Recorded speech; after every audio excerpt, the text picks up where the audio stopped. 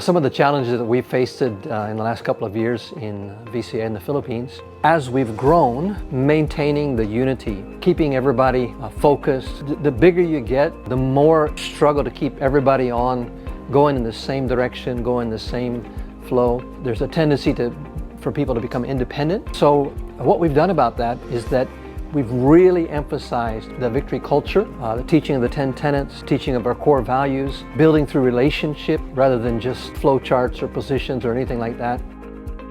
Another challenge we faced is breaking the poverty mentality. And what I mean by that is that I believe with all my heart the finances are there. There's actually more than enough finances to do everything that we need to do, but there's this mindset of lack, this poverty mentality. So we've really had a struggle breaking that. By the grace of God, we broke through in Fairview, but it really took me 5 years of praying, preaching, teaching, before we saw really significant and continual financial breakthrough.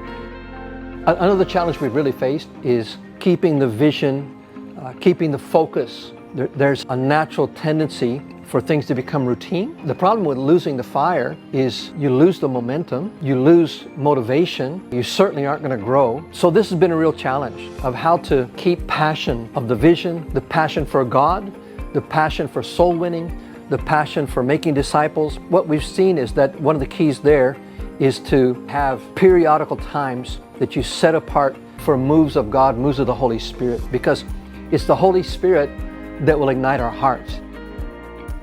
Just to give you kind of a report of some of the things that have been happening in Victory Churches of Asia in the Philippines, we'll be planting 2 new churches this year. Both of those will actually open in November. So we've had teams that have been working for over a year to get home Bible studies going. They've gathered those believers in what we call community fellowship, so once a month. Another thing that's really significant that's happened this past year, our church in Luzon, which is led by Boaz, they far outgrew the facilities that they were using. They actually moved right across the street to a much larger, much nicer facility. And as a result, the church has just exploded in growth.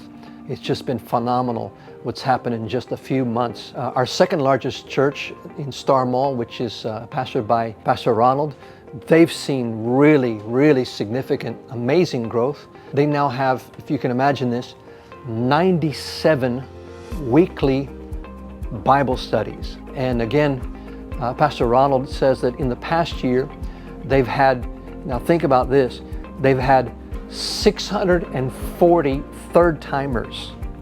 That's not just a number they throw out. They track this, they count this every Sunday. So they've had 640 third-time visitors to the church in Star Mall. Another very exciting report is that just this past week, they've signed a contract to buy 2 pieces of property, 11 million peso property, to eventually build a church building on. So we're very excited about that. Star Mall's got a large piece of property they just put money down on, just signed a contract. Another big announcement is that many of you know Pastor Tom Schumacher, who was the Dean of Students here at VABC, also has been a missionary in Asia for many years, started a great work in Myanmar.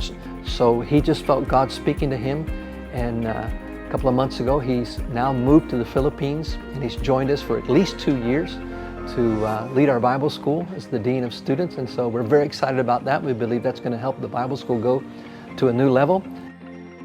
In 10 years' time, we'd like to see 7 mega churches. And we say mega church, that means churches that are over 1,000. We have 2 now, and then in 10 years, we'd like to see a total of 7. We'd also like to see a total of 20 new churches planted.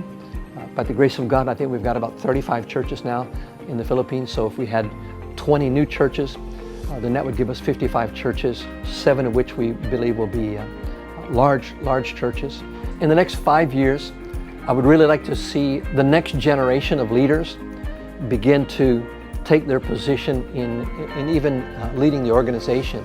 So this is what I envision. I envision in 5 years' time that some of the younger guys will bring on the board, on the national board, and they'll have more say in the direction, the decision making in the organization. And then in the next 10 years, I envision that eventually we'll find the right leader and turn it over to the next generation.